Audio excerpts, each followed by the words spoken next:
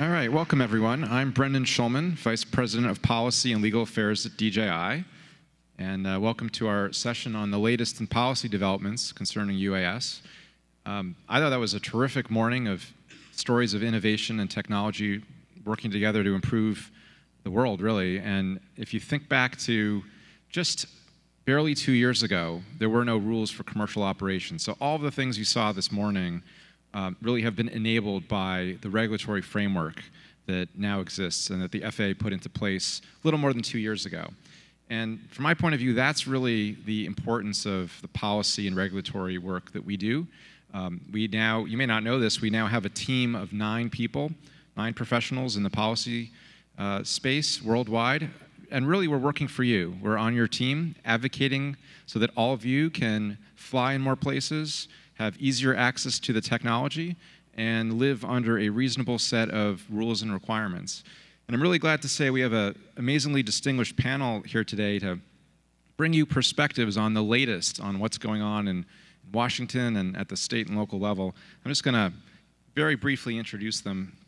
These are abbreviated bios. They're very distinguished. You should certainly feel free to peruse the fuller bio in the program. So first of all, Danielle Corbett from the FAA is an aviation safety inspector in the FAA's UAS Integration Office, where she works on the development and implementation of programs, regulations, policy, and guidance for UAS. She has over 15 years of professional aviation experience flying business jets and seaplanes, and is an airline transport pilot, certified flight instructor, and holds a remote pilot certificate.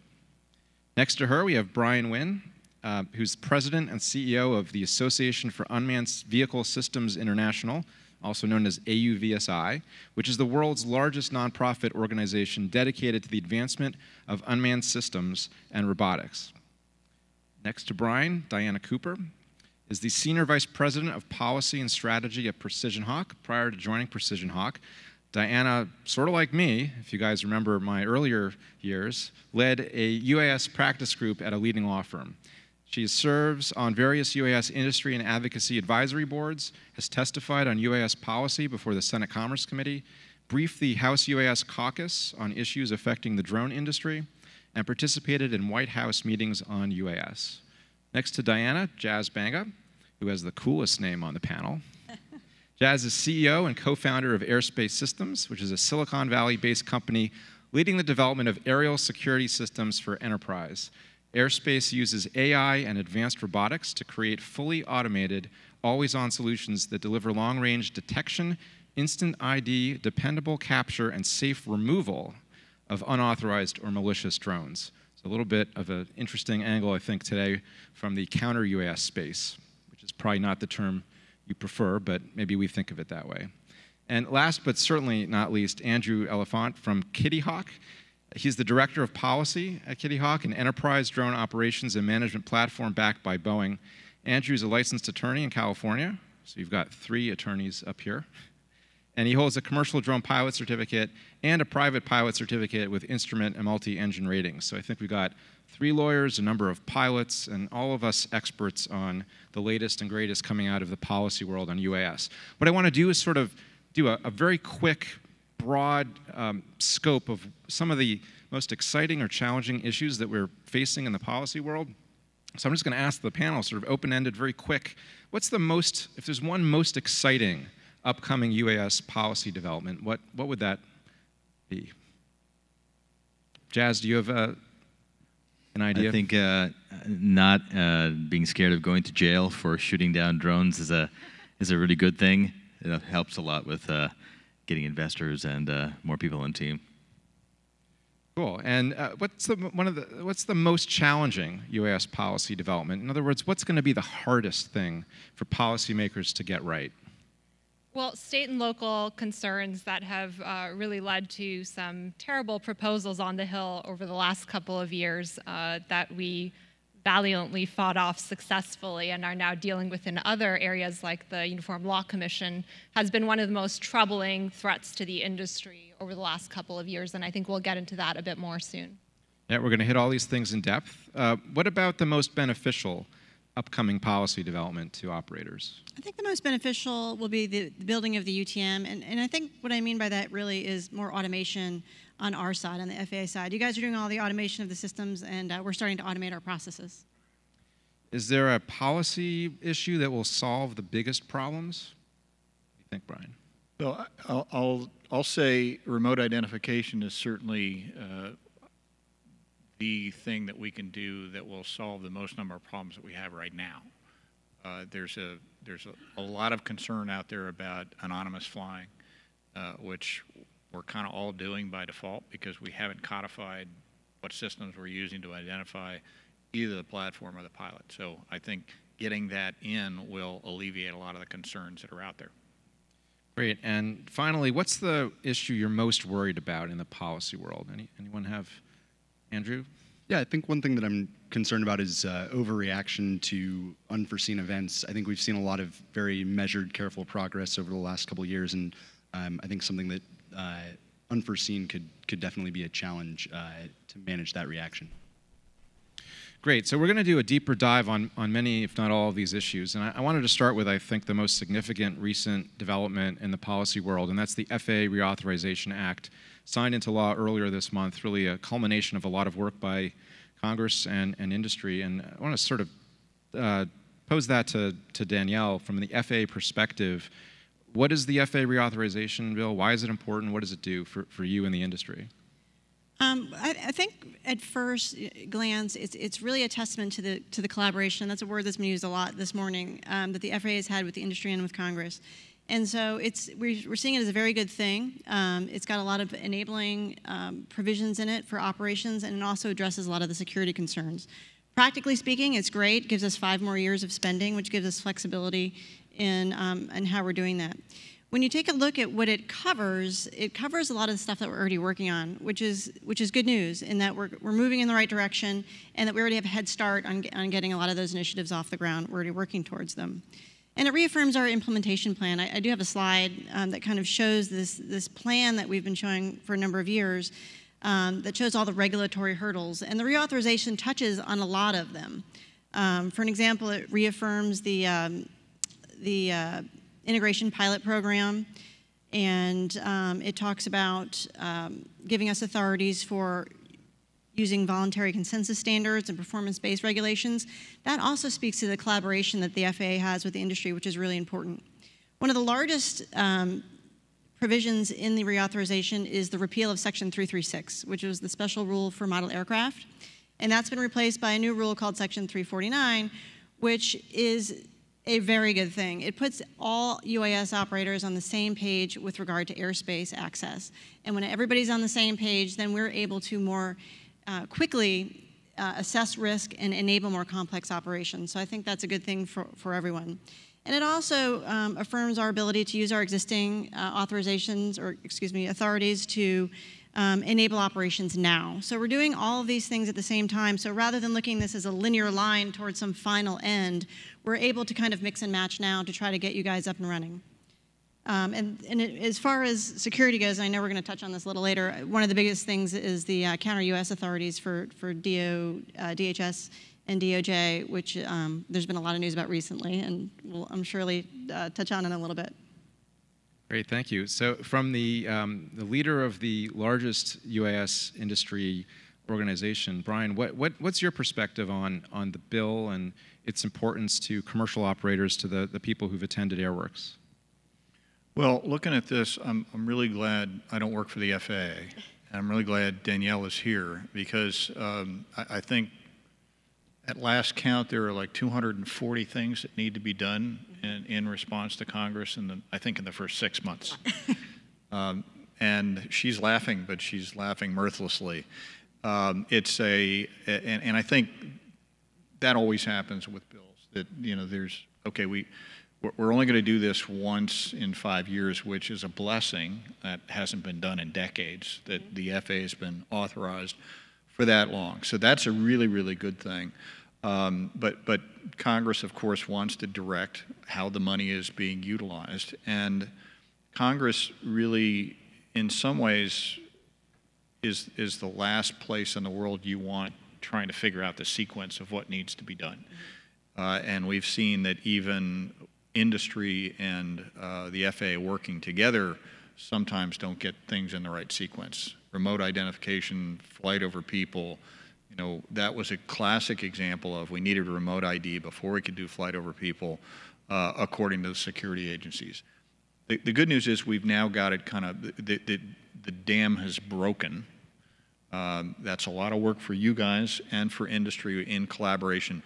But I think, you know, we were something as simple as, as 336 being resolved, and I know that that too requires additional work, but that was almost becoming a huge barrier to moving things forward. And now it's really a question of making sure that we do this efficiently, efficaciously, if I could use that word, and in the right sequence. Great. And Diana, your company runs a very large drone pilot network. Anything in the bill stand out to you as being particularly helpful to your operators? Yeah, absolutely. I mean, the bill hits so many high notes for industry as a whole, but you know, what we're really excited about as a company is the changes to the emergency operations provisions that allow civil operators to access the ECOA system and allow them to use that even after the hurricane or the event is over. But you know, there are still reconstruction efforts, including insurance claims processing efforts. And if you're a homeowner, you can imagine the emergency is still going on a few months later if your claim has not been processed. So we champion those changes to the law, how it treats emergency operations in terms of who qualifies for those authorizations, as well as the types of circumstances. Jazz, there's a counter-UAS provision in the bill. Oh, don't look like that. we're gonna learn. We're gonna learn. We get to have all the fun. You guys get to write all the rules, I guess. So tell us, yeah, what is the role of a counter-UAS solution to the enterprise community, and should we be afraid of you shooting our drones down? No, absolutely not. I think that one of the reasons why we participate in these kinds of events is that we're pro-UAS. We're pro, I was a modeler for many years before this, so I think what this is going to do is it's going to provide a security system and allow, in this case, the federal authorities.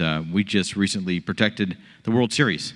We couldn't talk about it till now, but when you think about a game like that, that's, you know, your friends and family and games, and a lot of armed services are there, and they need to be protected from these careless, clueless operators, right?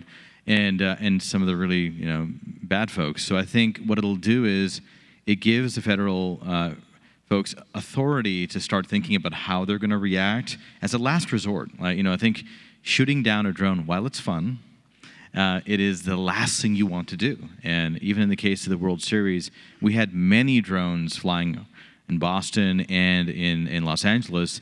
And the natural thing to do is to try and find the operator to talk them down. But if that doesn't work or you can't find them, then you need some sort of tool to be able to bring it down. So that's what we focus on, is really a capability.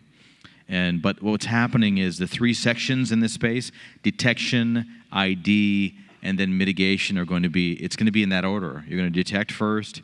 You're going to identify whether or not it's you know, a blue force, whether it's an officer or somebody else conducting a mission that shouldn't be interrupted, and then as a last resort, you'll intercept. And that's what we're focused on, is like capability and the chain. So let me go back to the operator for a second. Diana, your company's got drones flying, doing all kinds of services and operations. How do you feel about the counter-UAS authority? Who should be able to take down the drone or at least do something to it? Certainly, I agree, protection of critical sites and events is important, but how do we balance that? Do you have any thoughts on that? Yeah, absolutely. I mean, we're very supportive of extending counter-UAS measures authority to DHS and DOJ. What we would like to make sure that we see is, you know, the devil's going to be in the details, and we'd like to have a role for industry to participate alongside the security partners to work out the framework in terms of implementing those authorities. And, you know, as a company that develops a long-term UTM system, we have technology concerns about, you know, if the law enforcement intercepts the UTM network, we don't want to have, you know, unintended consequences for other drones operating on that same network.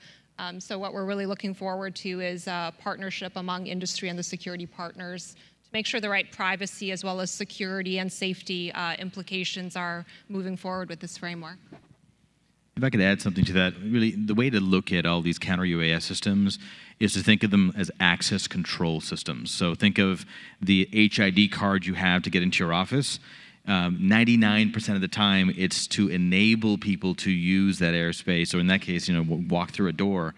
And then the other percentage of the time, it's to stop someone from getting in. So I think the counter-UAS, when it's used right, will stop the bad ones, but it'll let a lot of the good missions through. Our job is to scale operations, not slow them down. So Brian, how does the broader UAS community embrace or interact with the counter UAS solutions? Certainly there's an incentive, I think obvious incentive, to create fear and concern about drones in order to sell solutions. At the same time, clearly there's a role for solutions in places where they're needed. How do we navigate that in partnership with that part of the industry? I don't think it's a different part of the industry. I think it's all part of the same industry. I mean, like you said, Jazz, you don't go out, you don't expose a computer to the internet without antivirus software. We have firewalls for our networks. The key here is we have to get to scale. If we're going to get to scale, if we're going to darken the sky with drones, we need to give folks the tools that they need to pick out the ones that are not participating in the system, and the ability and the authority to actually address those things in very, very short order. That requires a very mature conversation. I think the conversation is getting more mature. I think where it's challenging is when folks go out and try and sell solutions, with the quote worst case scenarios. Jazz knows better than this. We've talked about it a lot, but there is some of that going on out there, and it stokes the fears. These are legitimate fears, and as an organization, as a community, we need to be addressing those in a very mature way. So I don't view it as us versus them. I view this as part of a complete solution. So the bill provides authority to 2 federal agencies to basically counter or mitigate UAS threats in specific locations or events. Just going to Andrew for a second, I know you've written about state and local authority to regulate or otherwise interact with drones. Any thoughts on how we move from federal agencies to local agencies that might need to do a counter or mitigation type of operation? I think that's an interesting scenario. I mean, I think that while we talk a lot about how the federal level these rules and regulations are important, it's also important to keep in mind that the people who are going to be interacting with the pilots on the ground are going to be local officials. So I think that brings up an interesting interplay between kind of those who make the rules and those who enforce the rules. Great. So another major policy issue that we already highlighted is the issue of state and local authority to regulate UAS, particularly at low altitudes, and that's been the topic of much discussion and work over the past little while. Diane, I think you touched on that at the beginning. Could you tell us, just maybe for those who aren't following policy issues as closely as all of us, sort of what proposals were out there over the past year, where things have sort of come and gone, and where we ended up in this bill? Sure, absolutely. So just by way of background, over the last few years, although the FAA has authority over airspace regulation down to the ground, many states, pretty much every state, as well as various cities and counties, have enacted bills seeking to regulate drones from a variety of perspectives, from critical infrastructure protection, privacy, as well as some attempts at safety regulation as well. And over the last year or so, we've seen Senator Feinstein as well as Congressman Lewis introduce proposals in Congress that were seeking to give authority to states and locals to regulate up to 200 feet, which, as you can imagine, if they banned operations up to 200 feet, how are you going to get to between 200 and 400 feet, which is where you're allowed to fly? We obviously were very concerned about the proposals. I think it was a very interesting, academic proposal that someone came up with in a university somewhere, but not something that would work very well in terms of safety or innovation. And so, the last thing we wanted to see was 36,000 counties across the United States with no experience regulating aviation suddenly creating their own rules and their own patchwork for the industry. So many of us here fought that battle very successfully together on the Hill, and what the outcome was just a simple codification of the drone integration pilot program that President Trump directed DOT and FAA to stand up over the last year.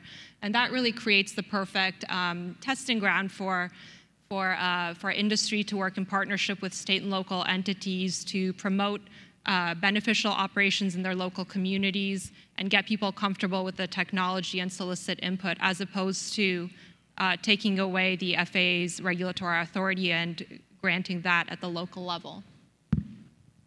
So before I ask the FAA for an update on the IPP, which is certainly connected to this issue, let me ask Brian. You penned an op-ed last week that's, whose title was "The Biggest Threat to Drone Innovation is a Group You've Never Heard of."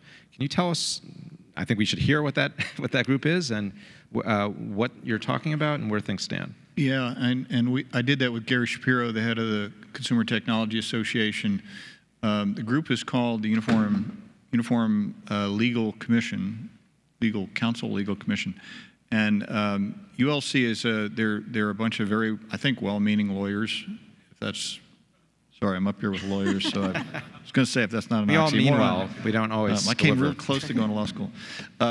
Well-meaning lawyers that provide model legislation to state legislators. And so this was a great opportunity, and unfortunately it sort of took a hard left turn on us. And they really seem to, for a couple of rounds here, have a very tin ear about what the implications of this were.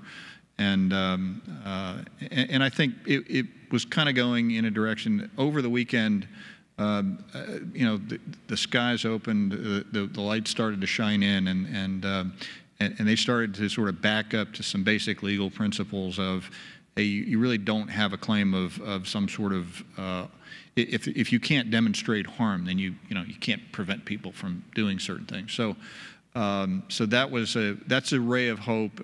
We worked really hard to get that message out there. They were getting that message not just from industry. They were getting that message from the FAA. They were getting that message from a lot of different folks. And but I think, if I could be allowed a personal comment here, I really believe that in the world of aviation, we need to keep safety paramount. I mean, that really is the safety is prime.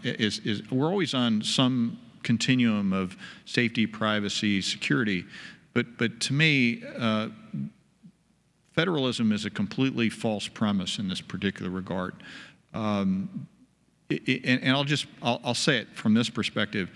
And I'll spare anybody my story, but I have a story about being subject to something right after 9/11 and not having the information that I needed in order to be able to comply with it in flight at night, worried about getting shot down.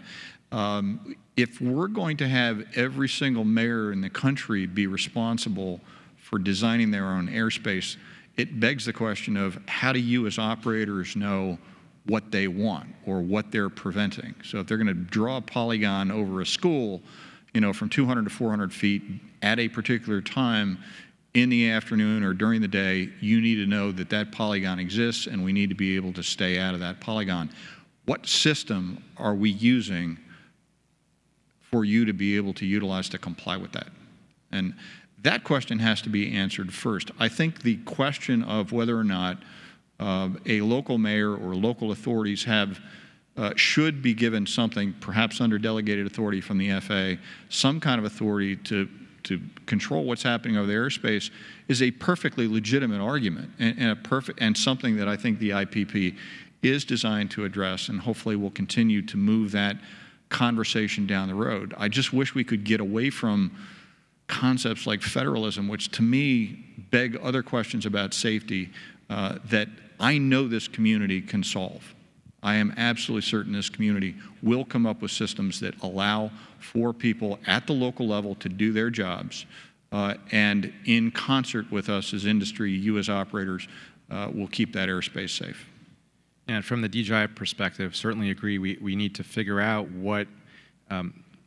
how to address the local and state issues, and particularly when it comes to privacy or nuisance. I actually think remote ID, which we'll talk about in a few minutes, plays into that. You can use existing state law if you can find the operator. So there's a way in which these things are actually solvable through technology and things that are already on that FAA integration path up on the screen. And proud to say that when it comes to that Uniform Law Commission proposal, which would have basically created lawsuits against all of you every time you fly, possibly below 200 feet, the industry really stood up for your rights to fly and has worked on it. And the news emerging out of Uniform Law Commission is that that proposal is being rethought from the beginning. So hopefully stay tuned for a better result than what we'd seen previously as a result of the advocacy that we're all doing for you. But I do want to ask the FAA on the integration pilot program, which is designed to learn from state and local officials what might be needed or what the interests actually are. Where is that program? What's been accomplished? What's on the horizon? The program is up and running. We are actively demonstrating a bunch of different concepts throughout the country, and they're vastly different. But to be clear, while we are working with the state and local governments who are working with industry, it's more of a collaborative effort to see what the balancing act is between safety and these privacy concerns and local concerns. Less so a delegation of authority, and it never was meant to be that, and it's not that. So what it is we're gaining insight on what the local communities want, need, and are afraid of. I don't have any specifics to report in terms of how the local communities are responding to the programs in their area. The report is due on Thursday. So unfortunately, bad timing there. What I can say is that the program is active and it is diverse, like I said. We've got some operations testing medical deliveries, long line inspections in the Midwest, hog rebating, which is a rural area test to see, to protect crops and to use UAS in that manner. And we also had, of course, you've seen the delivery of the popsicle to the child in Virginia. So there's a diverse set of operations going out there, and we're gathering the data, which will help with our rulemaking activities and help with our waivers and help us get you guys out and flying, which is one of the benefits of the program. Great. So let's talk about remote ID. If you were here at AirWorks a year ago, we had a similar panel, slightly different people. And we said remote ID. We had just finished work on the remote ID Aviation Rulemaking Committee. Some of us were on that. And we said in the next year, by the time we were here at AirWorks 2018, things would be moving forward and different, and you'd have a remote ID proposal or something. So here we are a year later. I'm going to maybe go to Diana first about maybe just by background, the goals of remote ID, sort of what you see its role in the operator experience. Yeah, absolutely. So almost 2 years ago, the former FAA Administrator, Michael Huerta, was supposed to announce at CES the proposed rule for flight over people, and it was halted in the last few days prior to the announcement by the security agencies. And so essentially their concern was, well, today if we see a drone operating over a crowd of people or a stadium, we know that's an illegal operation, and so we know that it's a threat. But how will we identify who's a friend versus a foe if we have a framework where lots of people can do these types of operations? And so that's really the background and the context for remote identification needs. And a lot of industry has participated in the rulemaking and the technologies that were put forward through AUVSI. And so, the technology's there today. We're just waiting for the rule to drop, and we hear it's very imminent. So, Danielle, where are we from an FAA perspective on remote ID? It is a top priority at the FAA. We do have a rulemaking team that is actively working at rapid FAA speed. And in fact, it is a rapid speed by FAA standards. The team is on schedule to have an NPRM published in May of next year.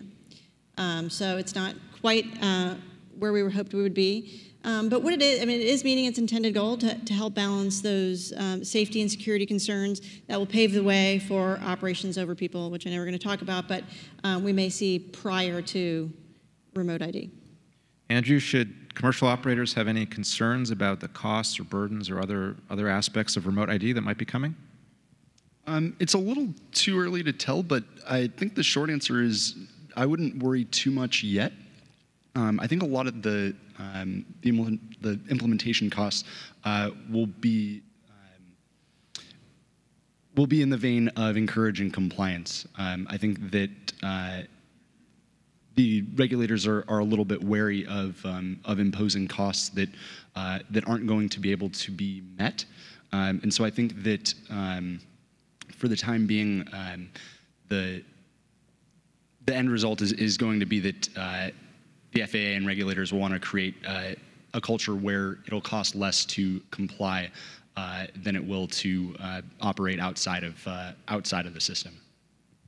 And certainly at DJI, we agree with that. And as many of you know, we've already deployed a form of remote ID called Aeroscope, and that's really been useful. We've seen in recent cases like the Albuquerque Balloon Festival, trying to identify what's in the air, going and talking to the pilots and saying, hey, this might not be a great place to fly. There's a TFR or other issue.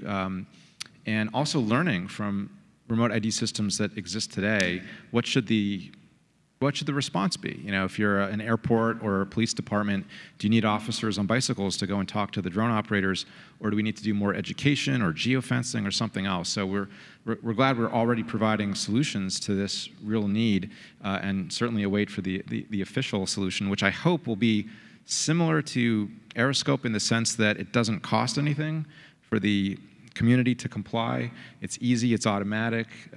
There's sort of protection of the privacy interests of your operations in that the solution is basically local, like an electronic license plate. If you're flying somewhere, people can know sort of where you're standing and who you are. That makes a lot of sense to us. So really, I think over the next year, maybe by AirWorks 2019, we'll have a more specific update on proposed rules. Also, when that proposal comes out, don't forget to comment. So the FAA's deliberate process is all about hearing from you as to things that might be concerning and helping FAA improve its rulemaking process before those rules go final. So when you see that NPRM in May or whenever it is, please file some comments and if they're doing a great job and they got it right, let them know that too. We don't just complain, we compliment. That would be nice every now and then. Yeah, we do it all the time. So let's talk about Lance and UTM, and I'll go back to Andrew. So Kittyhawk and DJI were recently approved as Lance service suppliers. Can you tell our enterprise operators what Lance is, why it's useful, and what you see the future of it being? Sure. So actually, I'd like to just ask a question to the audience real quick. How many of you have heard of Lance and know what it is? That's very encouraging. So Lance, just for a brief explanation, is the low-altitude authorization and notification capability. And we're at Kittyhawk, we're really excited about the opportunities that Lance will bring to our users. I mean, I think one of the stories that I enjoy telling about Lance capabilities is, you know, imagine you're a commercial operator and you get asked by someone to go inspect a building that's a half a mile from the runway at SFO. Before Lance, that was not an easy solution. You would have had to go to the FAA. You would have had to go through their authorization process, which is a long process. It could take 90 days. And so I think a lot of commercial operators were understandably getting frustrated that they were losing out on opportunities to do that type of work. And I think the reason that Lance is so exciting is it brings that 90-day process down to about 90 seconds. So in specific areas, for instance, parallel to a runway, there aren't a lot of planes operating in low altitude in that area. So it's a much lower risk environment. And so I think that Lance is exciting because it addresses the appropriate risk level of operating in certain environments. And I think the most exciting part is that our users have come to us and said that they will be able to do more operations with more certainty, and that really is the name of the game that our users and I think most commercial users want out of that system. So Brian, Lance, I've heard described as sort of the first step towards unmanned traffic management, also known as UTM. Can you give us a sense of what's in the FAA bill on UTM, where you think the research and development, and at some point, if you look at the slide, the rulemaking will end up, and sort of how would UTM provide additional capabilities to our enterprise customers? Yeah, well, first off, it is and it isn't. I mean, in some ways, it is a first step. Danielle mentioned the need to, to automate things, and this is a step that we needed to get that process started. And I think if we think back in dog years of decades ago when we were still doing Section 333 exemptions, those started out as taking months and months and months, and then pretty soon they were doing block grants, and then they were almost automated once everybody figured out, okay, this is the way you do it. Hopefully we've got rules codified for nighttime operations, et cetera. So yes, I think it is kind of the first step in automating. If we look at the concept of operations for UTM that's been developed, the ability to do these things, and it goes back to what I was talking about before about everyone having access to it without being a TRACON designer, having access to the tools that are needed in order to draw polygons in space and do that dynamically so that drones can operate autonomously through the airspace and do deliveries and things like that. That's, we've got a whole bunch of hoops to jump through to get from here to there. I think what was in the Faa Reauthorization bill was important because there continues to be a need, I suspect, to make sure that everyone inside the FAA knows that it's everybody's job to deal with unmanned systems. Right? There's hardly anybody that's not touched by that.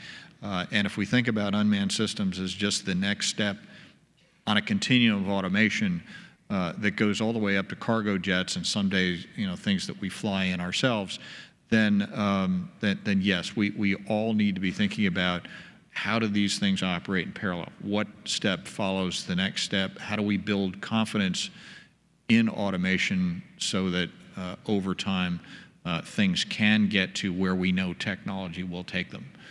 So it's important to have that direction in the FAA Reauthorization bill from Congress to say we want you moving toward UTM, doing what it needs to be done. Nothing can be done inside the regulatory process without data. So in many respects, all of the different things that we're doing can provide the data sets that we need to keep building toward that where the puck is arguably going, which is autonomy. Danielle, what's the FAA's perspective on UTM, and how might it interact with the milestones on that slide? I agree with everything Brian said, and what I think is important to remember is that the FAA is collaborating with the industry to do this. There's no one agency or one entity that's doing this. And Lance is an example of that, is using the service providers to build the system and to enable the system. And that's the future of where we're going. And that's part of the automation, that's part of getting there more quickly, and it's part of the data exchanges that we all need to get the job done. I think that, like I said earlier, we do have this line from low risk to full integration, but it doesn't really stop there. I mean, I don't know that passenger operations defines what full integration is. Right now, we're kind of dabbling in all of these things, and they all come together. Remote ID is not going to solve all of your problems. It will solve some. Lance solved a lot of the problems, but as we get more aggressive in what we're doing and more capabilities and being more creative with what we can do now, I think we'll see this line maybe move a little bit more staggered in a good way, getting toward a common goal. Jazz, do you see the remote ID and Lance being connected to or part of the drone mitigation counter-UAS solutions? What's the relationship there? No, absolutely. We've been working closely with the folks from DoD, and I think their first concern is just understanding whose aircraft it is, and then the second thing that not a lot of people talk about who's flying it. So, in case somebody takes somebody else's drone and does something bad with it, they want to know the match. So if you think about cars, your car license plate and your driver's license. So I think this is heading in the right direction. Terrific. Show of hands, how many of you in the audience have a Part 107 night operational waiver? Great. Maybe about half or so. How about, what do you think, any of you see value in flight over people for your business? How many of you think there's significant value in that?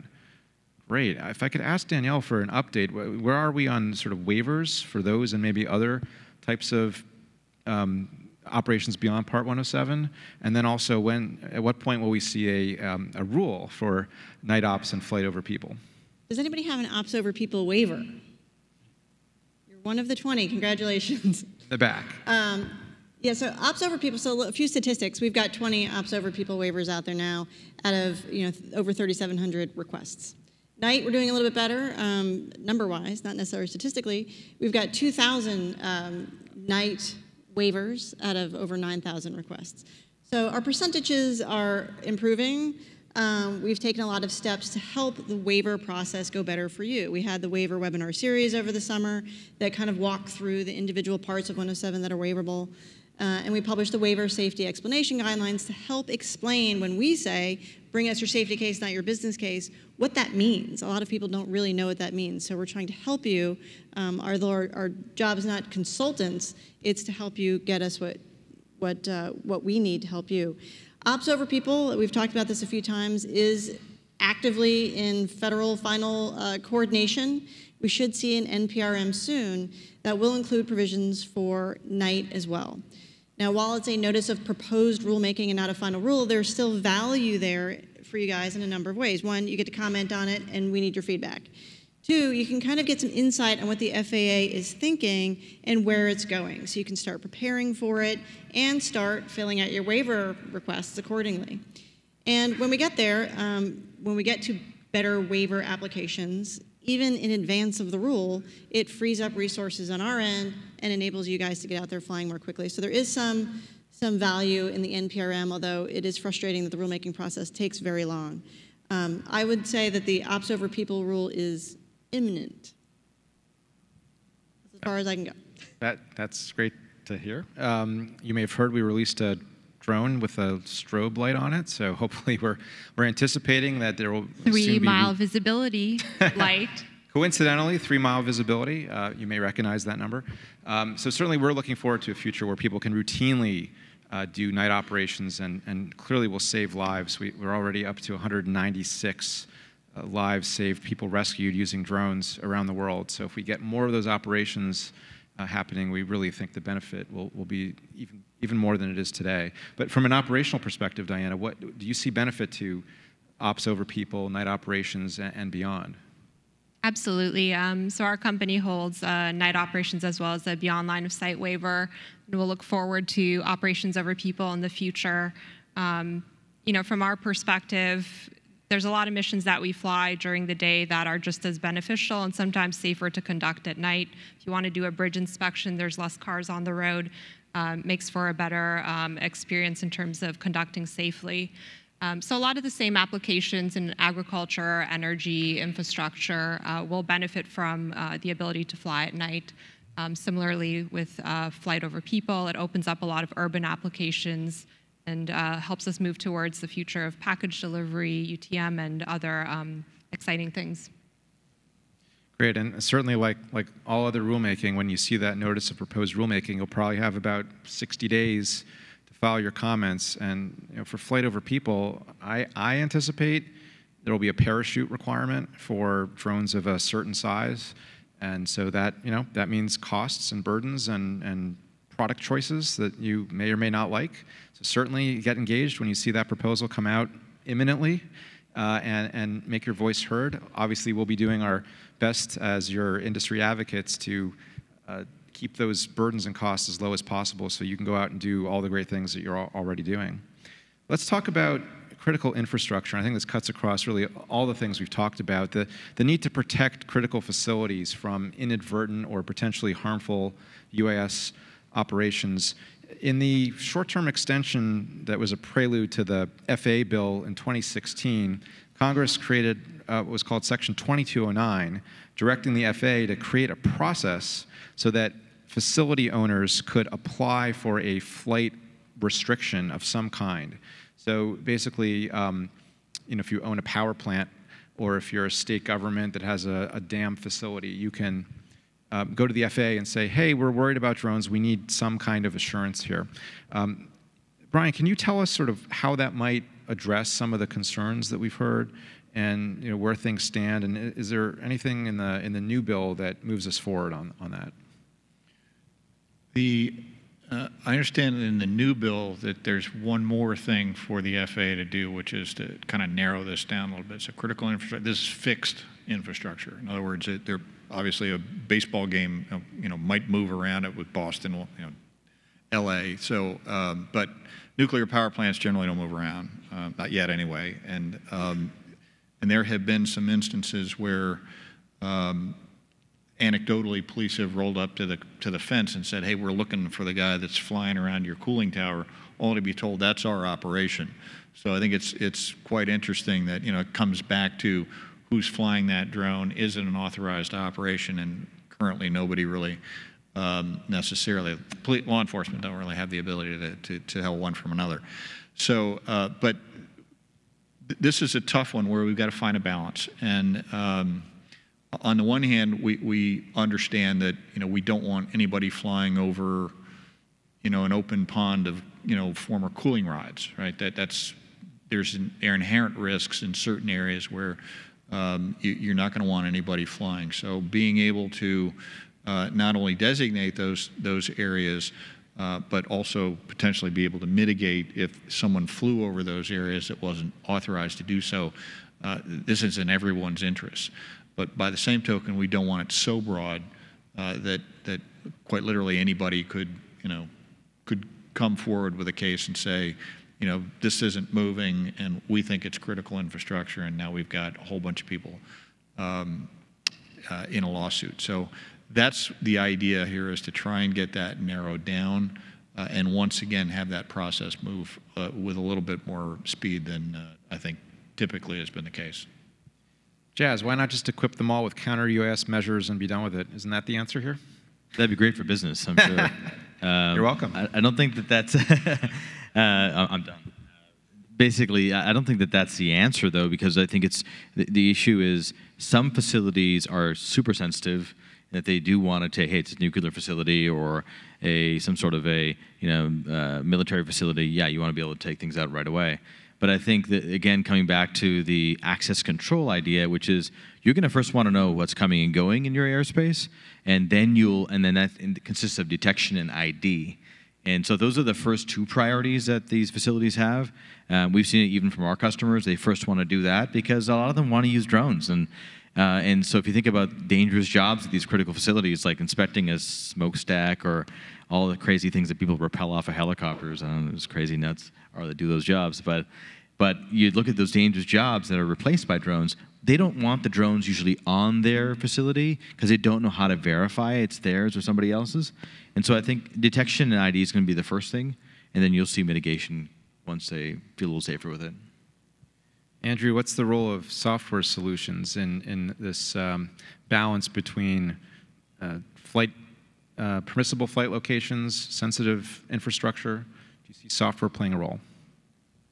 I think there's a big role for software applications, especially from an education perspective. I think half the battle is having the knowledge of where it's acceptable and where it's going to be a challenge. And so I think getting that information into people's hands so that they can make more educated and informed operational decisions is absolutely an important way forward. Great. Let's talk for a few minutes about model aircraft. I think that, as you recognize, was one of the most significant outcomes in the bill, is a change to the framework for operations for non-commercial purposes. And personally speaking, I think that's the feeder for all of you, for people who are interested in drone technology and end up becoming your pilots or your entrepreneurs who work with you. So just actually stay with Andrew for a second. Can you tell us what changes occurred in this bill with respect to the model aircraft framework? Sure. So, I mean, there were a number of changes in the model aircraft regime, but I think two of the most important ones are one, the knowledge test for both for hobbyist operators, and also the essentially anyone that wants to operate in controlled airspace, whether they're a hobbyist or a Part 107 operator, they're going to need to be authorized. And so I think those are two of the main important things that came out on the hobbyist side of the Faa reauthorization, and I think it's important to keep the hobbyists in mind, especially because I think a lot of commercial operators they get their start as a hobbyist, and I think that there's a lot of value in enabling the hobbyist to continue, and I think there's also the growing realization that that we all essentially share the same national airspace system, and so there needs to be a place for them as well. Jazz, does this help address security concerns? What do you think of hobbyist operators? So I get to wear two hats, right? And beyond the counter UAS stuff, I'm a modeler. I've got 85, from helicopters to planes to you name it. It's a really fun part of learning the hobby. So I've got the hat of being a modeler. On the other side, I'm on the drone advisory committee with the FAA. So I look at the regulatory side of it too. I think that what it comes down to is priorities. When you look at what's happening in theater, we're working directly with a lot of the military folks. In theater, what's happening is that troops are being attacked by two types of systems, drones and also fixed-wing model aircraft. So I think you think about these model aircraft can also be used in dangerous ways. So if a drone that can fly and cause interference in an airplane, the same can be done with a model aircraft. So I think everyone has to have those same rules of identity. Diana, you were involved, I believe, in some of the proposals out there to make these changes. What's your sense of what a reasonable outcome is? Did Congress get it right?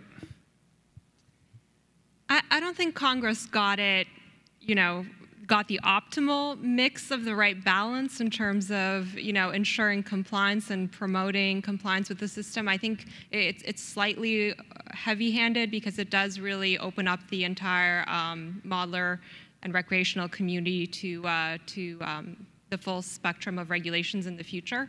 I do think it's important that we get all operators into the remote ID framework and some critical components, but we did advocate for and successfully got a couple of measures in there, like to ensure that there's online testing available. If you're like a teenager that just got your drone, probably not going to get that as a gift or want to go out and fly it if you have to go to an FAA test center and do a really intensive test on navigational charts and things like that. That just, that's not what the hobby is about. There are better ways to educate hobbyists and recreational users, and so that's one of the safety measures that we did successfully champion along with DJI and many others. Danielle, what are the next steps on the FAA side for implementing the new model aircraft framework?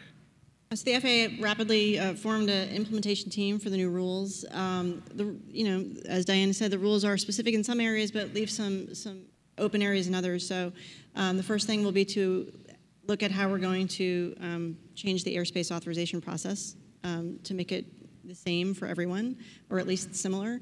But there's room in the bill for us to work with the agencies, and we have a long-standing relationship with AMA and other community-based organizations. And we'll continue to work with them in industry on the development of the policies on the test and the safety guidelines and the aircraft certification piece for the larger aircraft. So there's plenty of opportunity in there for us to collaborate with the industry. And in addition, part of the reauthorization allocated some funds for the Know Before You Fly campaign, which kind of plays into this whole idea of working together. And the FAA does spend a lot of our resources on education and outreach with the hopes that the more we reach what's now basically the general public, the less we'll need to lean on counter-UAS measures and more stringent regulatory frameworks for model aircraft operators as well as everyone else. So if you get it right, Jazz is out of business. No, but I think we agree that it should be a last resort, hopefully. Got it. Great. Need a vacation. I'll take the vacation. I got to jump in here. Please. Do you know how weird this conversation is? I mean, great. if you think about it, we have been talking up here for I don't know how long now for all the regulations that we need from the regulator, right, in order to enable extended operations. And here we get around to, well, these guys succeeded 336. They were not subject to regulation, right? And so in some ways, somebody who's been in Washington for a long time, most of the time when you're lobbying in Washington, you're trying to get out from under regulation, right? And yet, because of the business that we're in, and AUVSI goes across domains, but we're talking about air domain today, we have to have permission to get access to the airspace. And there's a tension in that. As a general aviation pilot, how many general aviation pilots, right? We talk about Aircraft Owners and Pilots Association, our freedom to fly. Well, it's not really a freedom, is it? Right? We've got to work really hard to get permission, to get the privileges. We don't want those privileges removed, but the FAA can remove those privileges. Right? So this is, I go back to, this is kind of the maturing of this effort that, you know, we need the regulation to kind of fit what the flying is, and this is particularly difficult. I think we got down a wrong path when, and we have a great relationship with AMA, right, through Know Before You Fly. We talked a lot, Rich and I talked a lot about how to make this work. It's never going to be perfect when Congress gets involved, but at the end of the day, it's, you know, it really is, I think, part of the maturing of this industry that we're figuring out how to get the regulations in a way that they're enabling us to get done what needs to be done with no more regulation than necessary. And I think at some point we will be talking about, you know, at one point there was a micro rule out there, remember that?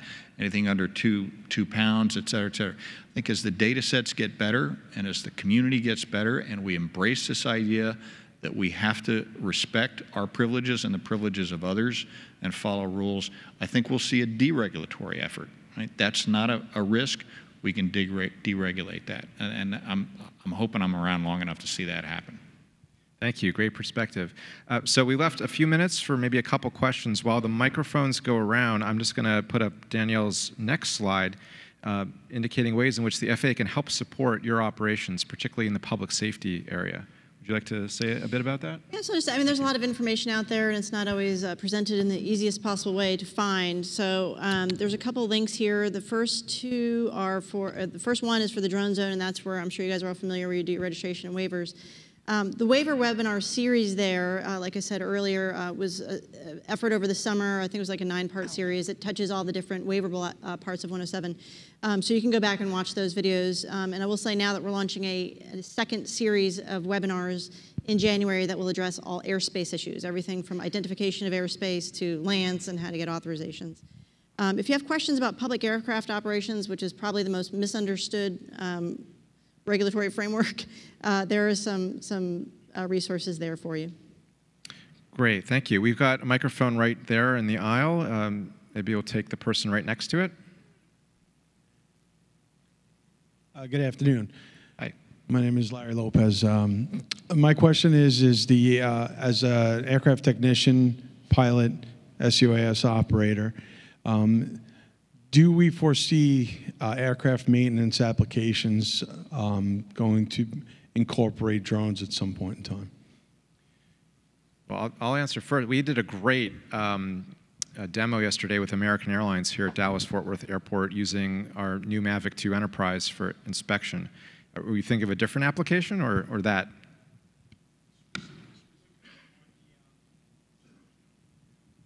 The rules that apply to general aviation and formal aircraft, are those rules at some point going to bleed over into maintaining your drones? Maintenance. Okay, I'll let the FAA handle that. And then airworthiness requirements. As you know, Part 107, there are no airworthiness requirements, so there are no specific maintenance requirements to go along with that. I think as we move towards Part 135 operations and airworthiness certificates and type certificates for drones, we may see some related maintenance, but I think gentleman in the middle, go ahead. Good afternoon. My name is Ernest Huffman. I'm with North Central Texas Council of Governments. And just last week, we started a task force to help our region successfully, safely integrate UAS technology in the Metroplex. What are some of the things we could do as a region to help with the UAS integration platform? Who would like to take that? Sure, I'll start. It's great that you're getting engaged and that you've set up a task force, and it sounds like you're looking to promote the use of drones in your community as opposed to create additional restrictions. So already that's amazing. I love you. I hope there are more of you out there. One of the most important things, I think, is really getting education out across the users about what the federal rules are and how to be a good sort of corporate citizen within that federal framework. helping do matchmaking, create partnerships, getting engaged, with all the different players and stakeholders. And I think that's sort of the best thing you can do to promote your local industry. Great. And a final question, Colin? Yeah, Colin Snow, Skylogic Research. On the previous slide, can you put up the previous slide, the one on the UAS try to go back. Integration? There we go. I've seen this slide in several iterations, and I appreciate that you do this. My question is, I didn't see on this slide anything specific to beyond visual line of sight operations. Is that going to just stay as it is under Part 107 operations, or are one of those other heavily worded things included I think in beyond visual line of sight? It kind of weaves into a lot of. Did you have something you want to say? Yeah, I'll pass it over to you. So we are heavily invested, as most of you know, in beyond visual line of sight. So from our understanding, this is going to be caught into the expanded operations framework. And we've already wrapped, 2 pathfinders in this area and have provided good data alongside our partner BNSF. So we're looking forward to that moving forward as well. I would concur. Well, thank you, everyone on the panel, and for all of you for attending. Number one point here, get engaged. All this stuff is somewhat complex, but really will govern the scope of the things you're able to do, the size of your business, where you can operate, how you can operate. So please keep in touch with all of us who are your advocates with government, and thank you again.